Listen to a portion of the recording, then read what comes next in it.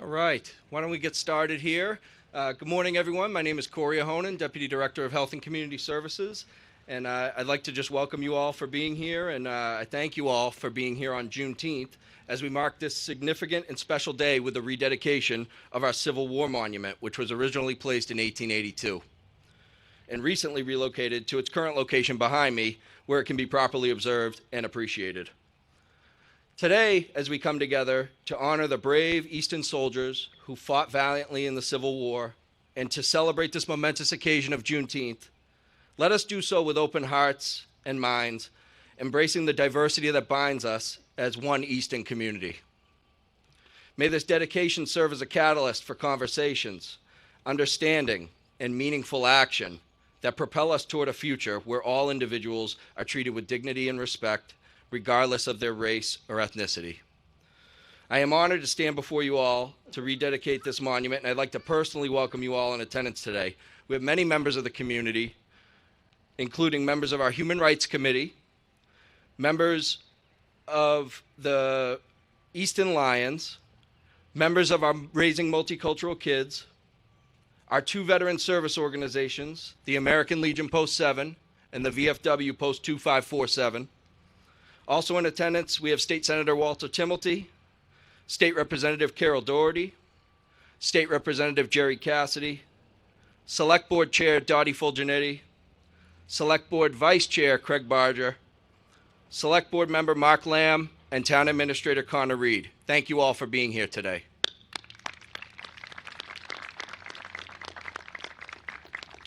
I'd now like to welcome our Select Board Chair, Dottie Fulgenetti, to read the Town of Easton's Juneteenth Proclamation.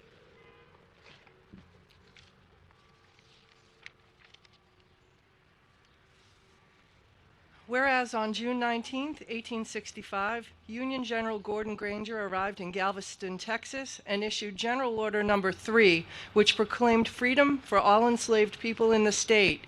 And whereas this day, known as Juneteenth, is a significant milestone in American history, representing the end of slavery and the beginning of a new era of freedom for millions of African Americans. And whereas Juneteenth commemorates the resilience, strength, and determination of those who fought for their liberation and honors the contributions and achievements of African Americans throughout our nation's history. And whereas Easton recognizes the importance of Juneteenth as a day of reflection, remembrance, and celebration of freedom, justice, and equality for all individuals. And whereas it is essential to foster a spirit of unity, understanding, and respect among all members of our community, and to promote inclusivity and diversity as fundamental values. Now, therefore, we, the Easton Select Board, hereby proclaim June 19th as Juneteenth, a day to be observed and celebrated in our town. We encourage all residents to honor the historical significance of the Juneteenth and participate in events and activities that promote education, awareness, and engagement. By recognizing and celebrating Juneteenth, we reaffirm our commitment to diversity, equality, and justice for all members of our community. Let us strive to build a society where the principles of freedom, dignity, and opportunity are extended to every individual, regardless of race, ethnicity, or background. This was signed and sealed the 12th day of June and signed by myself as the chair, Craig Barger as vice chair, Mark Lamb, Jennifer Stacy, and Jamie Stebbins. The Select Board has made it a priority to recognize inclusivity and diversity amongst our community, and we're really appreciative of those that stand with us and are here today to also celebrate. Thank you.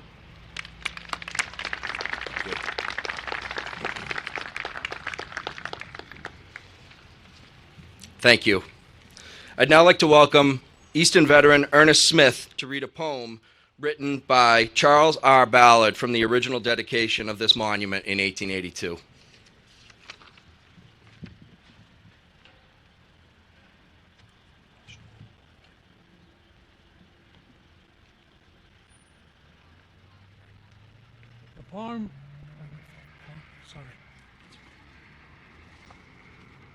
The poem reads as such: Heaven guard it, and let no rude hand deface or mar this sacred shrine, but in its beauty let it stand, while suns unnumbered rise and shine, while spray arrays the fields in green, while summer lends her ruddy glow, while autumn spreads her mellow sheen, while winter robes the earth in snow. By day, by night, in wheel of woe, when sun shall parch or torrent pour, mid calm or storm, mid rain or snow, when lightning flash and thunders roar. Safe may it stand where three ways meet, to catch the traveler's peering eye, to check betimes his hurrying feet, and prompt him meekly to draw nigh. And read the names recorded here of those who once war's havoc braved, and offered thanks and praise sincere for home and friends and nation saved. Thank you.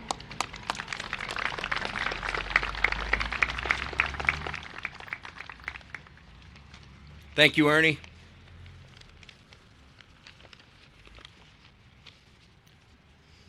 I'd now like to welcome our American Legion Post 7 Commander, Teresa Padico Poole, to lead us in rededicating this monument.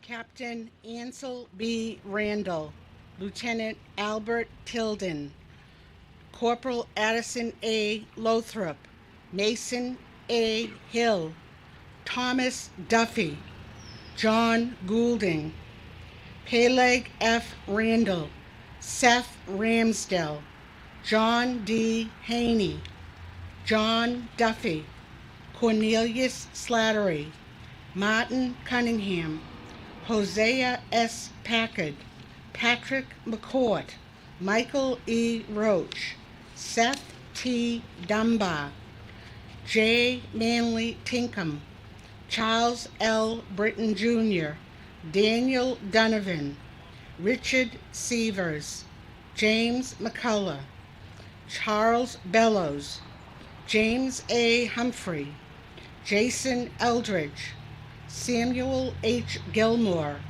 Edward W. Hansel, Charles H. Willis, Minot E. Phillips, Theodore Mitchell, Phineas A. Randall, Major Crockett, Henry T. Drew,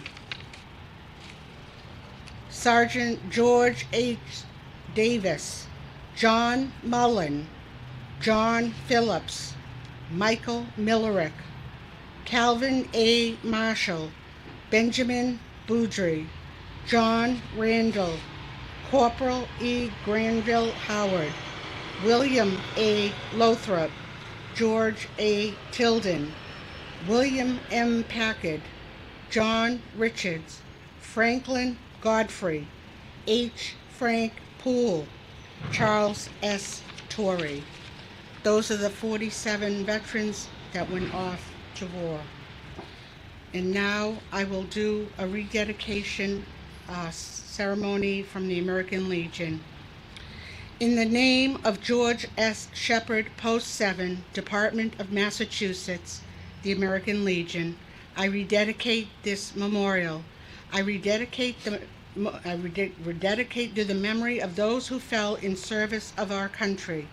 I rededicate it in the name of those who offered their lives so justice, freedom, and democracy might survive to be the victorious ideals of the peoples of the world. The lives of those who have made the supreme sacrifice are glorious before us. Their deeds are an inspiration. As they served America in time of war, yielding their last full measure of devotion, may we serve America in time of peace. I rededicate this monument to them, and with it I rededicate this post to the faithful service of our country and to preservation of the memory of those who died that liberty might live. With that, I'd like to make a few comments. The American Civil War began on April 12, 1861. The 47 Civil War veterans left Easton, Mass. To head south to fight for the preservation of the Union after 11 southern states left the Union primarily as a result of the long-standing disagreement over the institution of slavery. Over the course of the Civil War, approximately 620,000 Americans died. This total was approximately equal to the total American fatalities of all conflicts up until the Korean War, which involved the Spanish-American War, World War I, World War II, and the Korean War combined. The Civil War ended on April 9, 1865, which resulted in the preservation of civil rights and free labor in our nation's future, the abolition of slavery, and over the next 100 years, the advancement of human rights and equality for all, regardless of race, religion, gender, ethnicity, or orientation. So I'd like to say hello to all of you and mention again, my name is Teresa Padico Poole. I am the first woman veteran commander of American Legion Post 7 here in the great town of Easton, Mass. I am a woman veteran and one of the first to join the regular Army and go to basic training in 1981 after the Army allowed females into their ranks. I trained in communications and served in both the Army and Army National Guard, altogether for 12 years. When you are a veteran, it stays with you for life. It is a passion for some, it is a calling for others. Being a veteran and surviving war can make for a very difficult life.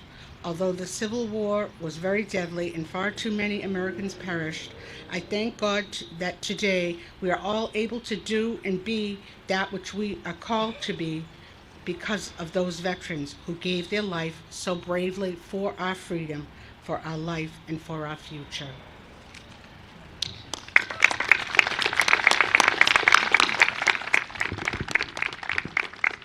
Thank you, Commander. And now I'd like to ask Town Administrator Connor Reed to lay the wreath on the monument.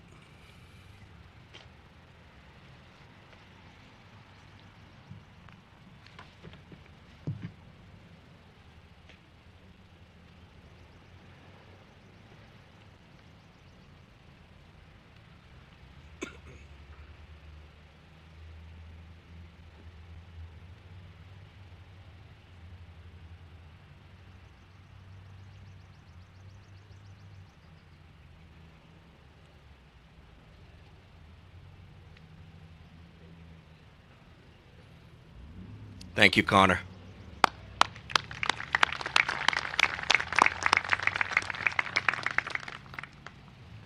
Now please join me in welcoming Town Historian Ed Hands.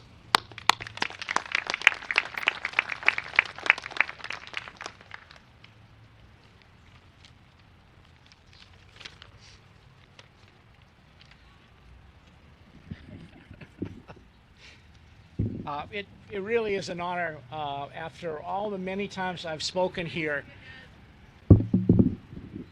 Can you hear me now? No? Oh, wonderful. I'll stand here. You can hold it. I could. Let's try that. All right. Yeah. We'll see how about that after the next 10 minutes or so. I really appreciate being able to speak here. I've spoken here many times at Memorial Day, but this is wonderful. Inaugurating a brand new holiday, a holiday that celebrates freedom, not only for our African American friends who were finally free of the burden of slavery, but also for white people as well.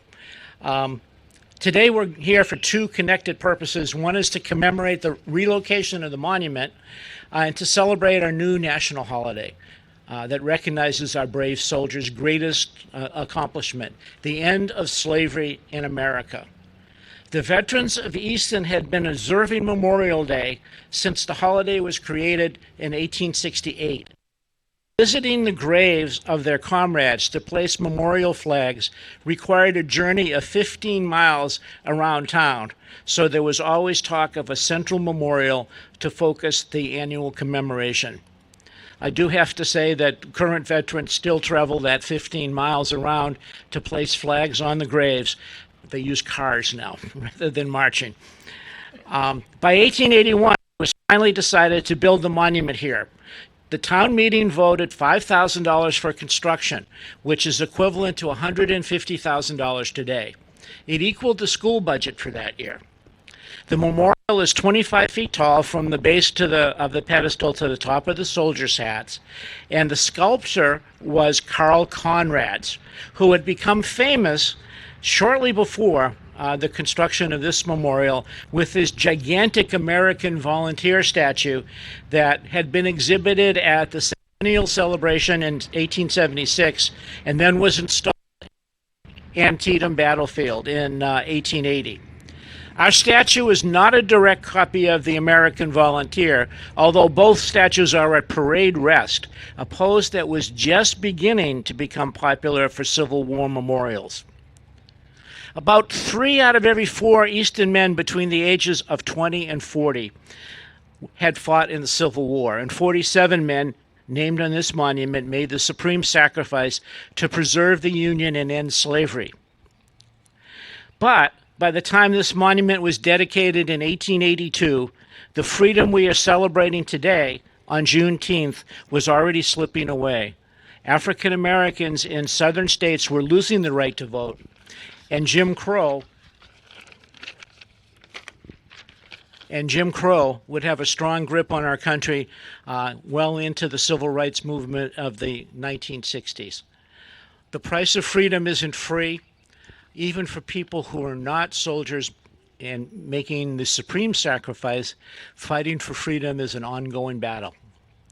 For many at our 1882 dedication, the work of a lifetime was slipping away. Before the Civil War, lives of Easterners were not directly touched by slavery.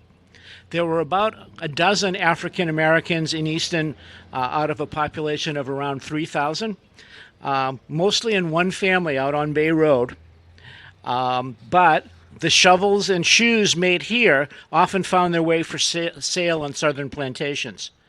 This irony didn't prevent most Easterners from thinking about slavery as an abstract thing that they didn't like very much but could do little about. Beginning in the 1830s, some people here began to remind the town that the injustice of slavery was something that they must do something about. Here in Easton, that movement to end slavery had many twists and turns. They are too complex to go into in any detail in this brief talk. Many people were involved. Olive Reed, the lady who lived across the street, went around collecting petitions, signatures on petitions that were sent to Congress, asking for various things like not admitting Florida as a free state or banning the slave trade in the District of Columbia. Perhaps she believed that winning the rights for the slave would help win the rights for women.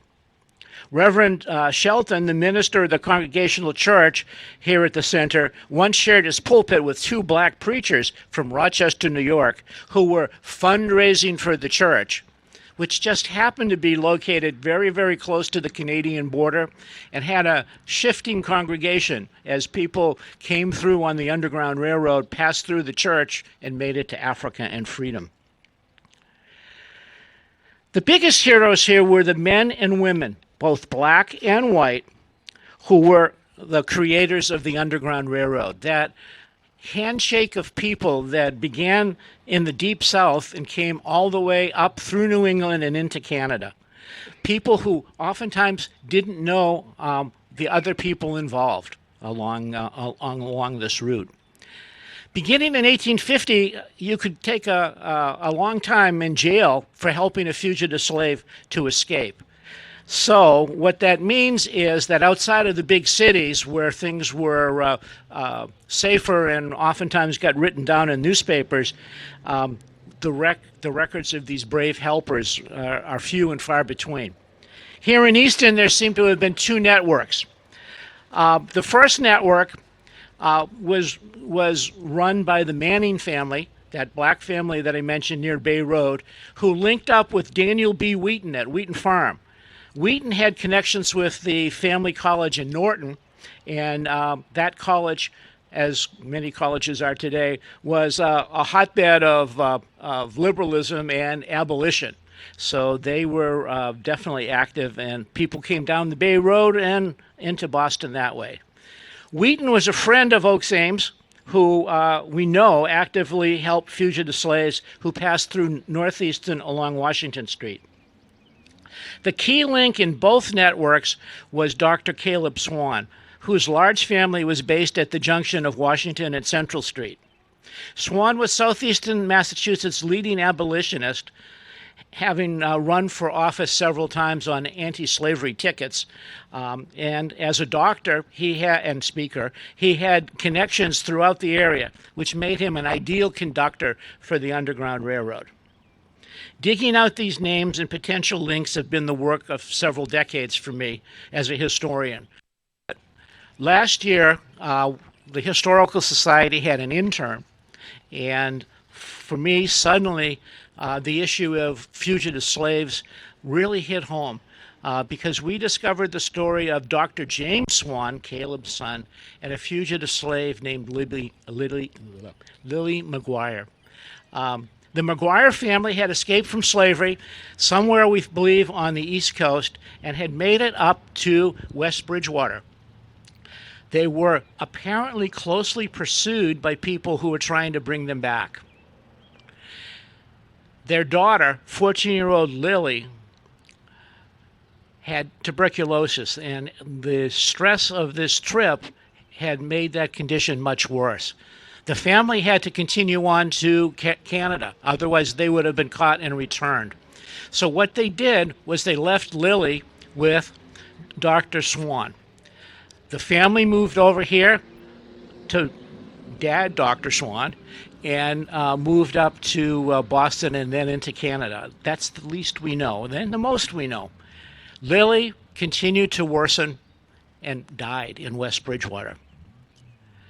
But rather than give a clue to any slave catchers that were still on the trail of the family, she was buried in a pauper's grave in probably the quietest and most remote cemetery you could ever imagine. It's tucked away right next to Route 24 today and is hard to get to. There she rested for many years. Dr. Swan never forgot her, however, and eventually, before his own death, he put in a small stone in memory of Lily. And subsequent to that, people who have known the story and one family who was selected by Dr. Swan have maintained the grave, planting geraniums, and many visitors, sort of like the folks that participated in the Underground Railroad, unknowns to each other, have placed commemorative stones or placed flowers. And I know that Lily was headed in this direction and probably would have gone up with her family if she could, but her trip was interrupted. So this Memorial Day, and for as many Memorial Days going forward as I can, I am going to join with the people who placed red geraniums on the grave. This was the geranium that I placed this year. It was on the grave of a fugitive slave, someone that white people and black people helped together as much as they could. And we're going to put this up on the Civil War Memorial after this occasion is over. And I hope you remember that whites and blacks working together, regardless of their story, can accomplish a lot. I'd like to leave you with one quote. It has to be a Lincoln quote, of course. Between the Gettysburg Address and his inaugural addresses, he addressed Congress shortly after he decided to issue the Emancipation Proclamation. And this is what Abraham Lincoln said: "Fellow citizens, we cannot escape history. We will be remembered in spite of ourselves. No personal significance or insignificance can spare one or another of us. The fiery trial through which we pass will light us down in honor or dishonor to the latest generation. In giving freedom to the slave, we assure freedom for the free, honorable alike in what we give and what we preserve. Our actions will nobly save or meanly lose the last best hope of earth. That's what America is, together, the last best hope of earth. Thank you for attending today.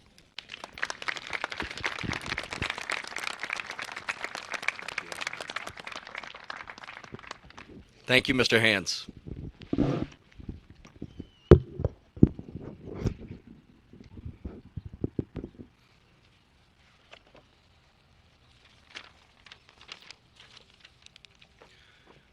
Next, I'd like to welcome our keynote speaker. Dr. Kevin McGowan is an associate professor of elementary and early childhood education and academic director for the Martin Richard Institute for Social Justice at Bridgewater State University. As an early childhood educator with over 30 years of experience, Kevin has been involved with comprehensive and collaborative efforts to address the needs of marginalized children and their families. Past early childhood experience include working as a pre-kindergarten Head Start teacher, instructional coach, and administrator with the District of Columbia Public Schools.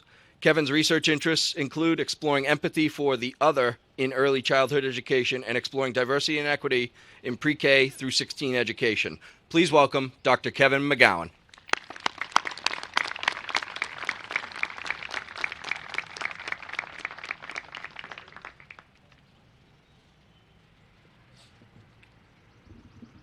So good morning, everyone. Thank you for inviting me to be a part of your community celebration. So even though I'm a recent transplant to the state of Massachusetts, I've been here since September of 2017. So I was born and raised in Houston, Texas.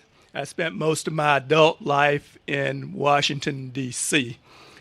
So Juneteenth has special meaning to me because it is intricately connected to my family. So General Order number 3 was talked about earlier. So I'm going to read General Order 3 to you from my book on Juneteenth by Dr. Annette Gordon Reed, African American researcher, scholar, and historian. So I have to take my glasses off to read, so that's what I'm going to do.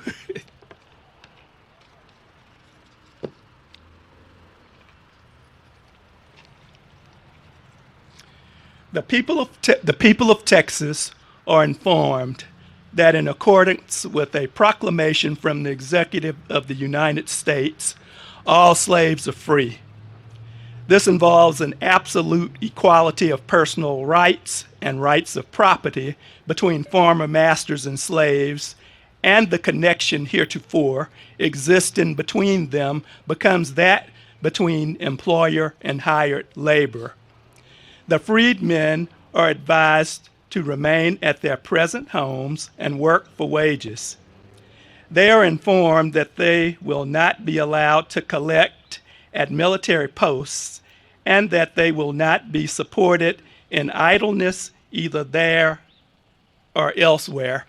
Well, that last sentence is curious to me because everything I've read about enslavement, enslaved people were anything but idle. And I'm going to read one more passage from my book here.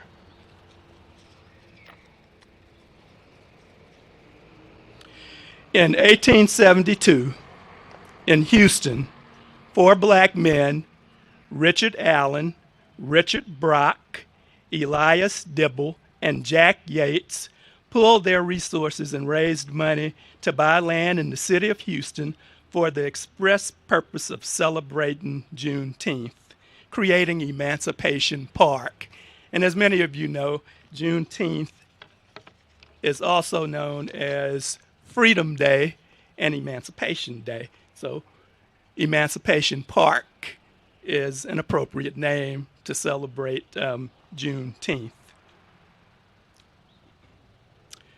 So it was later taken over by the city of Houston, and in those days of segregation, it was a park for black people.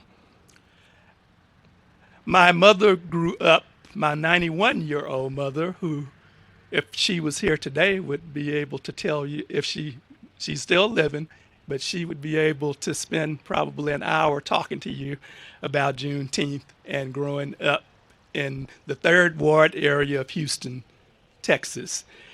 Before we moved to our house there in Houston, we went to Emancipation Park frequently. So you couldn't, not only on Juneteenth, but just other days as well.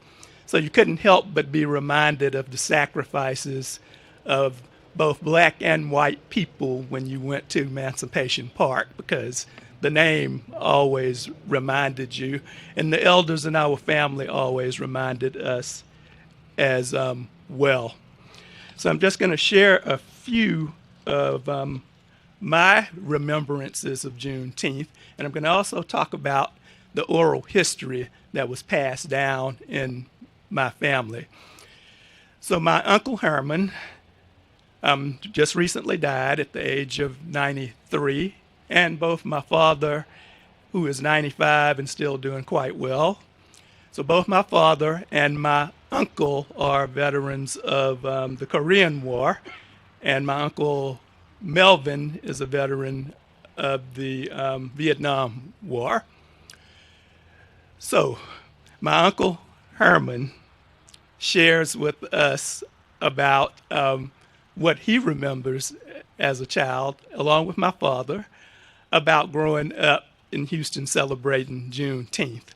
He likes to remind us that his grandfather, John McGowan, my great-grandfather, was conceived in enslavement and born in freedom. So he was conceived in 1865 and born later that year in 1865 after June 19th. So he likes to remind us about that connection. So my great-grandfather would talk to his children about what his parents had shared with him about growing up on the farm in Cold Springs, Texas, as an enslaved person. So those stories got passed down to my great-grandfather, to my grandparents, and their older siblings, to my father, down to us. And we've been diligent about making sure that those generations in our family coming up behind us are aware of this oral history. So my cousin Tina videotaped my cousin Karen interviewing my Uncle Herman about his remembrances of Juneteenth. And we had been hearing these oral histories, these narratives, these stories since we were small children. So it's good that she has it on tape now that he has passed away. But in the interview, as he and my father had shared with us, they talked about the big celebration in preparation for Juneteenth. So there was always a whole roasted pig. That process started a couple of days before June 19th. Digging the hole to get the fire started, roasting the pig and the hog, and always something red served with dinner. Now, what they said to us about having red soda pop or watermelon or any other kind of red food, the red symbolized strength. Later, when I got to Howard University and took African American history courses, I learned a bit more about those colors associated with that Juneteenth meal. So in addition to strength, that red also signified the blood that was shed by both black and white people to ensure that enslavement would come to an end. So in addition to Emancipation Park, as the first speaker noted, General Granger rode into Galveston, Texas on June 19, 1865. Galveston is about 45 miles south of Houston, so that was the beach that we went to as children, sometimes on June 19th and sometimes at other times during the year. But again, you could not take a trip to Galveston without my grandmother, my aunt, or my parents letting us know the significance of Galveston, Texas. So I promised Corey that I'd only talk for 3 minutes, and I'm going to try to adhere to that because I could talk to you all the rest of the afternoon about Juneteenth, the historical significance, and my personal connections to it. So thank you for inviting me to be a part of your celebration.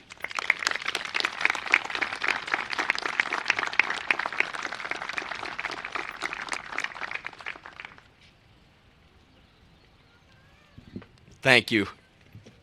I promise I told him to take as long as he needed, but thank you, Dr. McGowan. That was wonderful. Next, I'd like to invite some representatives from our local community groups, and I'd like to start with Angela Clark, who is a diversity inclusion advocate, coach, and consultant. She is also an adjunct professor at Boston College, where she teaches managing diversity in organizations. She serves on 2 boards, Raising Multicultural Kids and Strive. Angela currently resides in Easton with her husband Terrence and 3 children. Please welcome Angela Clark. So I'm going to have to adjust this again. So I'm really tall, so I'm going to readjust. Can you hear me? Okay. All right. So how are you today? Good. Good. My name is Angela Clark, and my pronouns are she, her, and hers. I've been a resident, as Corey mentioned, of the Easton community for the past 11 years. I am also a proud member of the Raising Multicultural Kids in Easton board. So a shout out in the back. As a resident of Easton, I've had the privilege of raising 3 beautiful kids. My eldest recently graduated from UMass and is currently working at Tufts Medical Center and plans to attend medical school in the fall, God willing. My youngest just wrapped up the 7th grade at Easton Middle School, where academically, socially, and with sports-related activities, he does extremely well. My husband and I are active in the community, supporting both academic and sporting events and staying involved in diversity and inclusion initiatives. I've been thinking about this speech and what I might say for a few weeks. I even pre-planned to have a few friends listen to the drafts and provide feedback. But unfortunately, I had a hard time getting ready for today's presentation. Admittedly, I struggled with putting pen to paper to write about a community that I don't feel completely embraces me and my family because of how we show up in the world.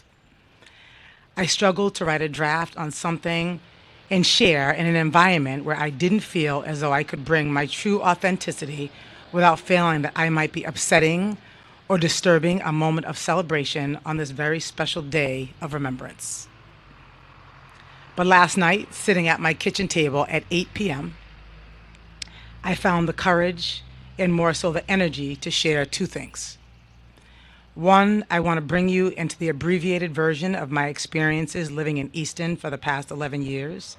And 2, I'd like to offer each of you information on Raising Multicultural Kids, which is a phenomenal organization that believes in equity for all, and as a result, has taken on personal accountability with the support of each and every one of you for increasing racial and cultural competency in local communities through deep engagement with schools, education experts, and local citizens.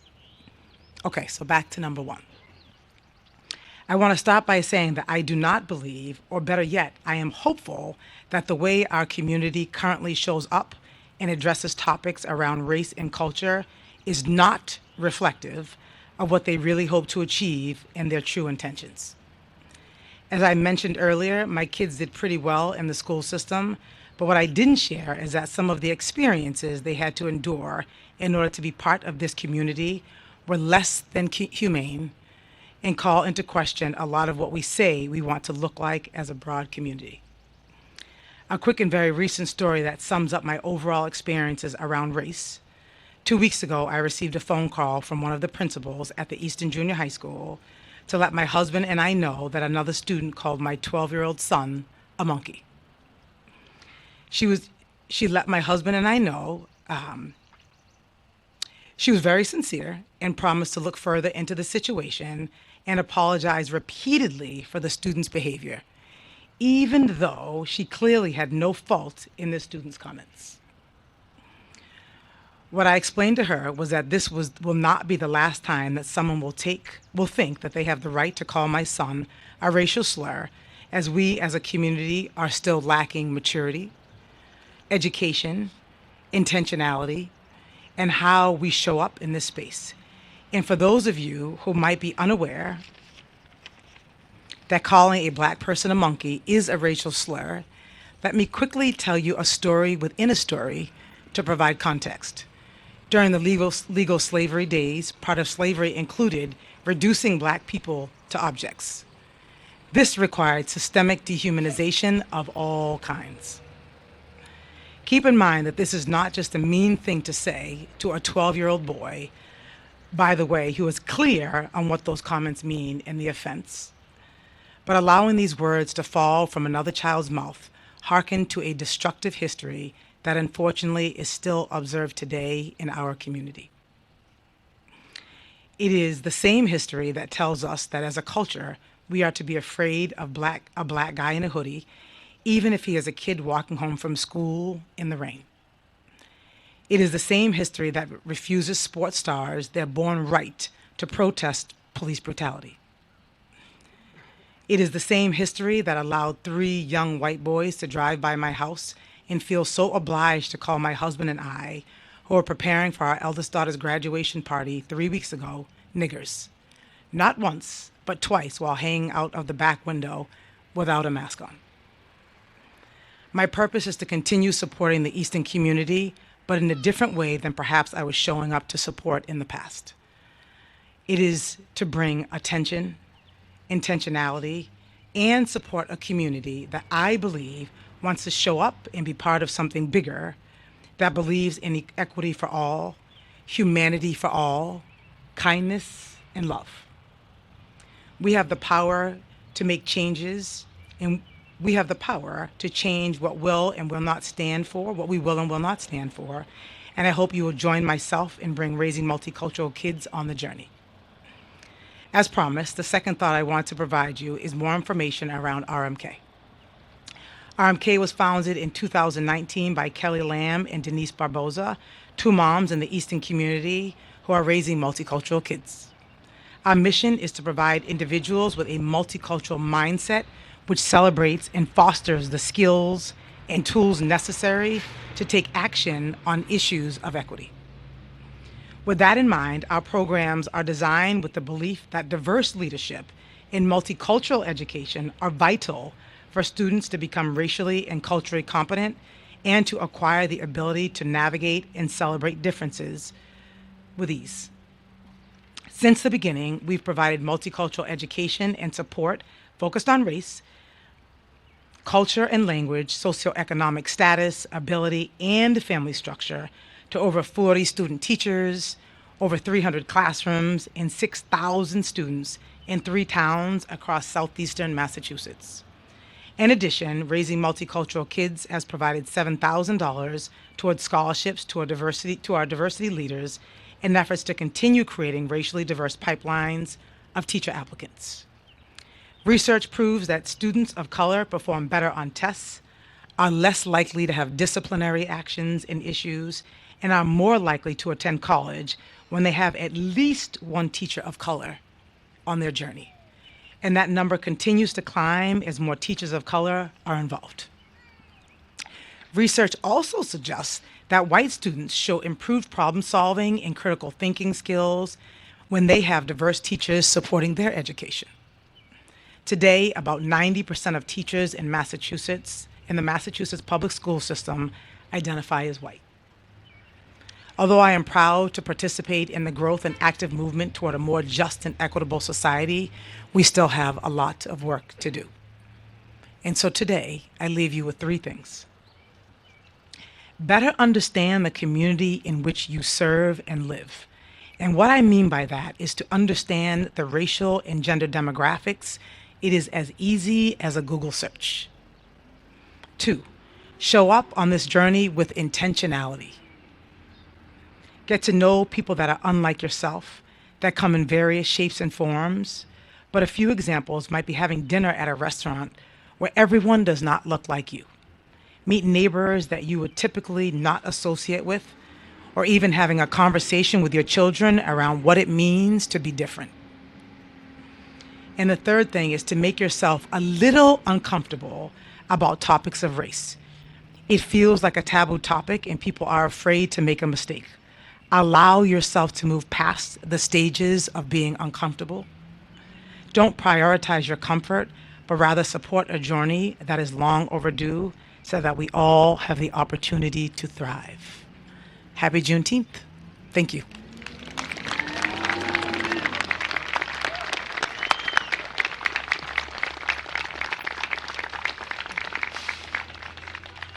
Thank you, Angela, for that very important message. I really appreciate it. Next, I'd like to introduce Beth Devonshire, who is the Vice Chair of the Easton Human Rights Committee. The mission of the HRC, established in 2016, is to promote Easton's vision of a community that has, at its core values, freedom from bigotry, hatred, intolerance, and disrespect. Please welcome Beth Devonshire. Hi, everyone. My name is Beth Devonshire. I'm the Vice Chair of the Human Rights Committee.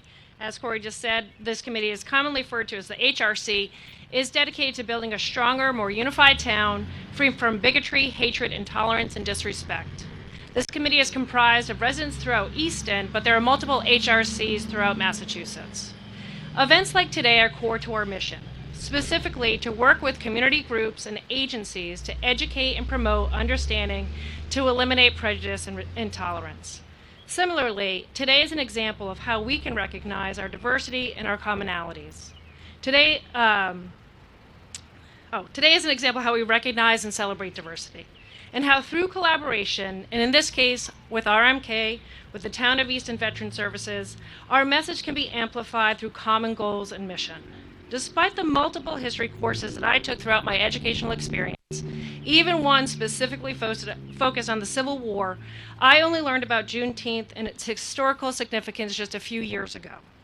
This significant lapse reflects the racial structures that continue to exist long after slavery ended. As Annette Golden Reed stated in her book on Juneteenth, Blacks all over the country have had their stories written out of our history.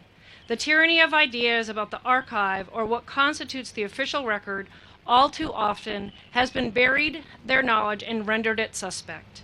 It's important to note that it was over 156 years after the date that Lincoln declared all enslaved people to be free that the Senate and House voted to make Juneteenth the 11th national holiday. As the quote says, "Democracy is not something we have, it's something we do." Days like today, fighting to ensure educational opportunities to include stories that have not been included in the narrative, and challenge the myths that we have been led to believe are not a threat to our democracy. In fact, they're integral to our democracy. They are the echoes of our founding fathers' words that all men are created equal.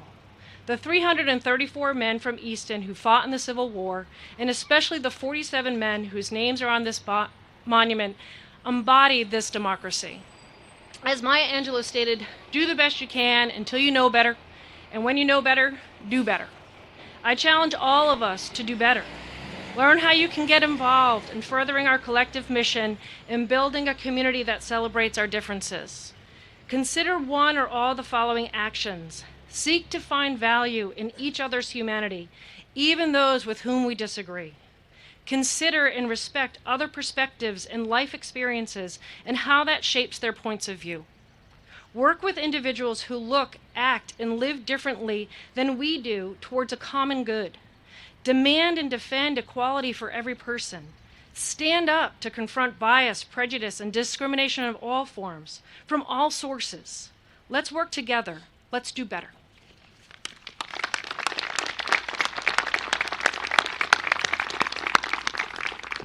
Thank you, Beth. And now at this time, I'd like to invite some of our elected officials in attendance up to share a few words. If we could, please join me in welcoming Senator Timilty.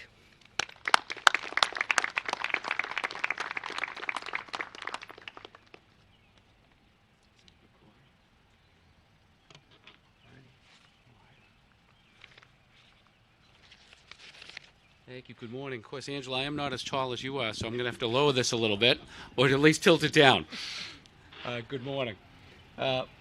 First of all, thank you very much. It's a privilege to be here and address you all on what is a very important day for all of us. And we gather as a community today together to celebrate Juneteenth Day.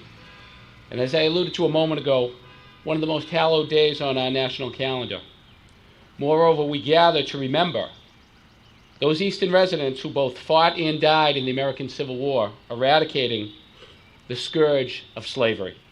334 Easton residents went off to war, and 47 souls, brave souls, made the ultimate sacrifice to preserve our Union and rid our nation of the evils of slavery. And once again, in matters of human dignity, the Commonwealth of Massachusetts has led the way. In the summer of 2020, I proudly voted to establish Juneteenth as a state holiday, as did Representative Cassidy and Representative Carol Doherty.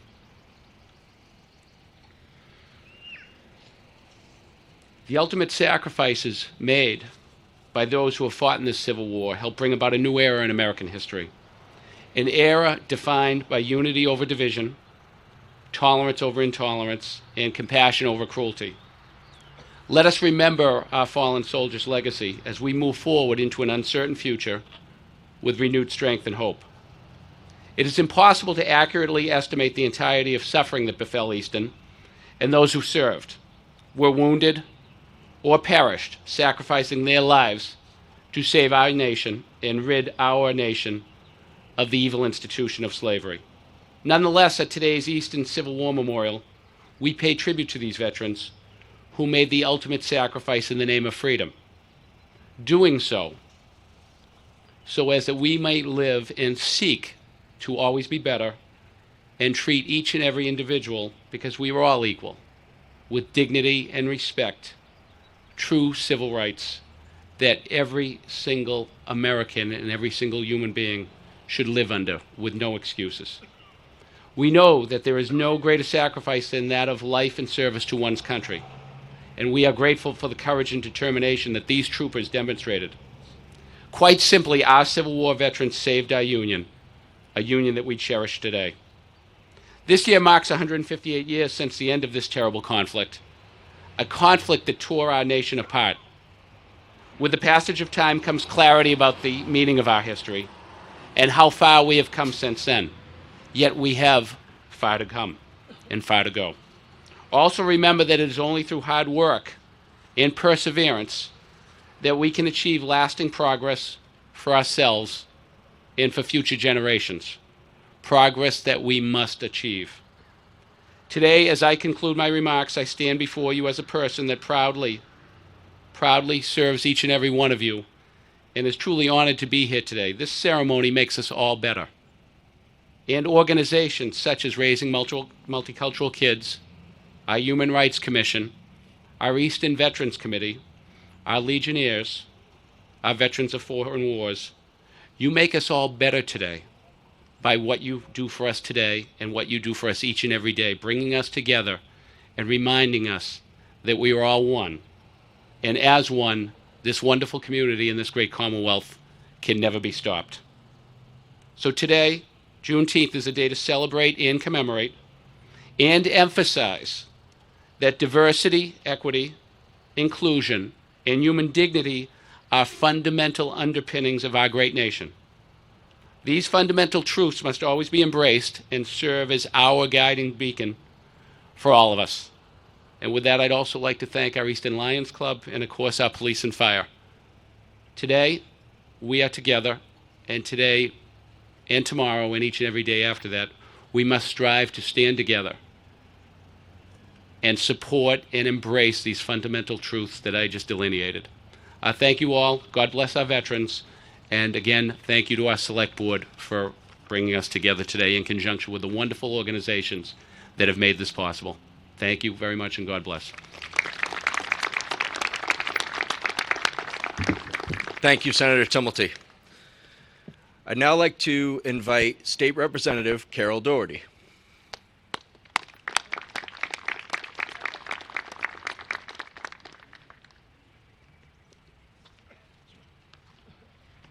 Well, let's see how tall I am.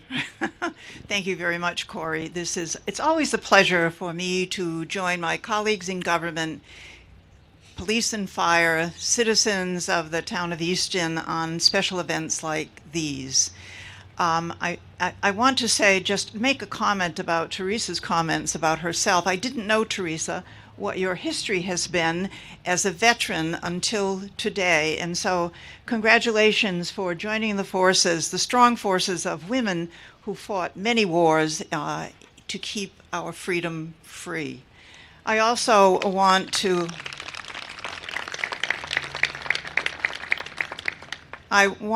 thank, of course, everyone who has made comments, but particularly Angela. What you have shared with us today is difficult to hear, but important to know. And unless we know, we cannot act and we cannot make changes. I know that the town of Easton, through its select board, proclamations that are issued, and through raising multicultural kids, these messages will be heard clearly and dealt with as time goes on. And so thank you very much for sharing those experiences. Perhaps the benefit of being sort of lower down on the agenda is an opportunity to reiterate what everyone else has said prior to these comments. And so what I will share with you briefly, Corey, you've heard this this morning, but it bears repeating. Again, we celebrate the anniversary of that day 158 years ago when slaves first heard, 2 years following the signing by Abraham Lincoln of the Emancipation Proclamation, that they were free. Imagine waiting 2 years to know that you are free.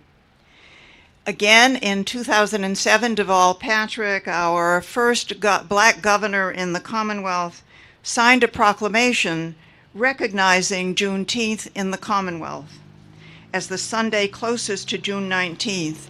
And again, in 2020, in the midst of a nationwide racial reckoning in the aftermath of George Floyd's murder, Governor Charlie Baker recognized Juneteenth as an official holiday in the Commonwealth.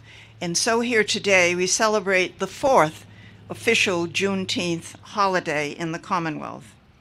Again, Juneteenth is also known as Freedom Day. And today we honor that freedom, but also remember the hundreds of years of slavery and oppression that preceded it, and the decades of Jim Crow segregation that followed it. And we must recognize that the struggle for Black liberation is an ongoing one. There is still much work to do to realize the full measure of freedom for Black Americans in our own time. And it is fitting that also today we gather to rededicate this very beautiful monument to the men of Easton who fought for the liberation of those enslaved men and women. Our community has a proud history of sending its sons and daughters to defend our nation in hours of need, and we meet many times during the course of a year to celebrate that commitment and that dedication to our freedom again. Of the 334 men who went into the fray during the Civil War, 47, as you know, whose names are inscribed here, did not return. So let us remember the service and sacrifice of those men whose names adorn this monument, recommitting ourselves to the ideals for which they gave their lives. And as we honor and commemorate those enslaved individuals who were finally emancipated 158 years ago, let us rededicate ourselves to the ideals that our country, as great as it is, equal justice under the law, fair treatment for our fellow citizens, and a belief in the idea that our strength lies in the diversity of our people. The struggle is ongoing, and there is still much work to do to realize the full measure of freedom for Black Americans in our own time, and it is incumbent upon each of us in our own way to carry on. That is our commitment to one another, to the citizens of our communities, and to this great country of ours. Thank you very much for listening. I appreciate being here. Thank you, Corey.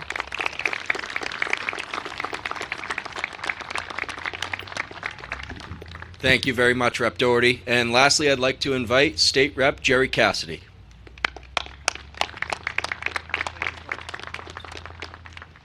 I'm going to be very quick because I think people at the end of the roads here want to get by here. But no, thank you, Corey. Thank you, everyone, for the invite here.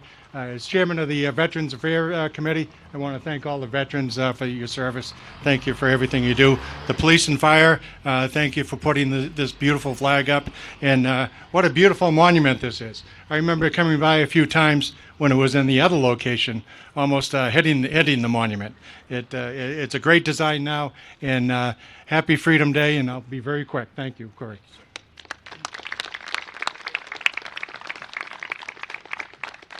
Thank you, Rep. Cassidy. Now I'd like to welcome Ann DeSanto and her husband, John, from the History Room, who always perform at our patriotic ceremonies wonderfully. I'd like to invite them to perform the Battle Hymn of the Republic. Thank you, Corey. Before we begin, I want to thank my husband, John, for playing a military cadence from the 1800s behind this song. You're all welcome to sing the lyrics. I'm sure we do know this. But before we begin, I want to thank the Lord for having my husband here, because his great-great-grandfather, Henry Whittekin, was in the Massachusetts 20th Regiment of Volunteers that fought in the Civil War. Henry served in 9 campaigns of the Civil War, including Antietam, Fredericksburg, and the front line at Pickett's Charge in Gettysburg. He was wounded in 5 of the battles, offered to take disability, and he declined and saw the war miraculously, though injured, to its end, and lived in Boston to be an elderly man who lived in the Hyde Park area.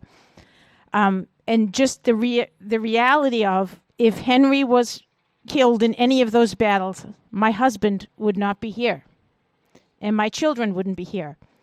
As the same with the slaves who perished under the taskmaster's hand, all the families that never came to be perished because of those people suffering and dying.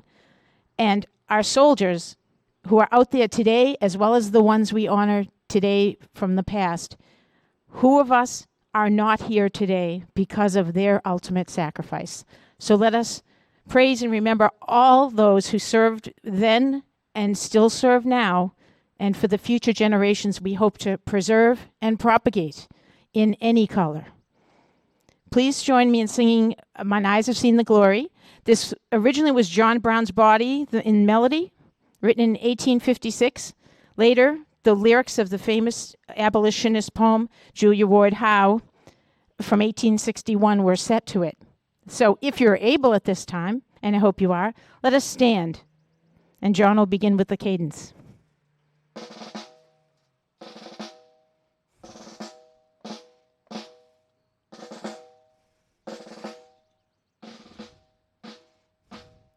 Mine eyes have seen the glory of the coming of the Lord. He is trampling out the vintage where the grapes of wrath are stored. He hath loosed the fateful lightning of his terrible swift sword. His truth is marching on. Glory, glory, hallelujah. Glory, glory, hallelujah. Glory, glory, hallelujah. His truth is marching on.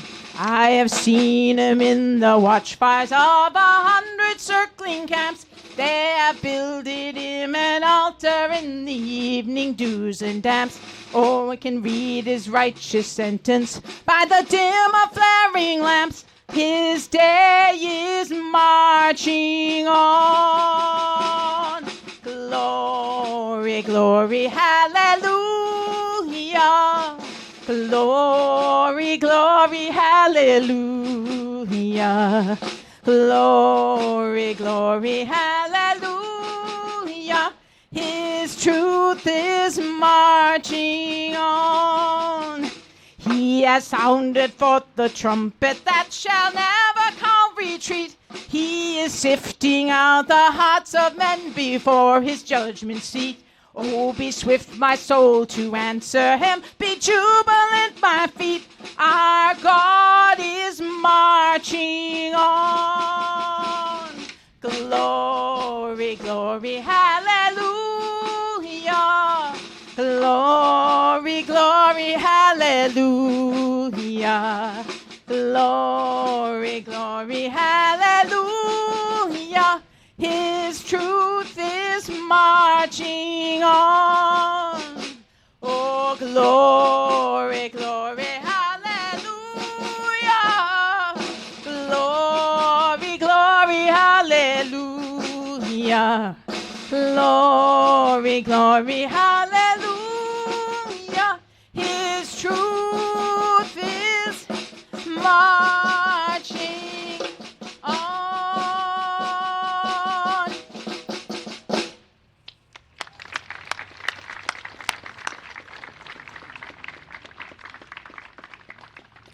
Thank you all. Please be seated. That was wonderful, Ann and John. Thank you very much. And in closing, I'd just like to share that, the planning committee here, it's our sincere hope that this ceremony has reminded us all that this monument stands not just as a symbol of remembrance, but also a beacon of hope, a testament to the resilience of the human spirit and the power of unity. It stands as a reminder that the work towards true equality and justice is ongoing, and that we must continuously strive to dismantle the remnants of systemic racism that still plague our society today. I'd like to give a special thank you to ECAT, Easton Police, Fire Department, DPW, all of our guest speakers, and thank you all of you in attendance. Please join us across the street for a Juneteenth celebration event with food and fun for the community. This concludes our ceremony.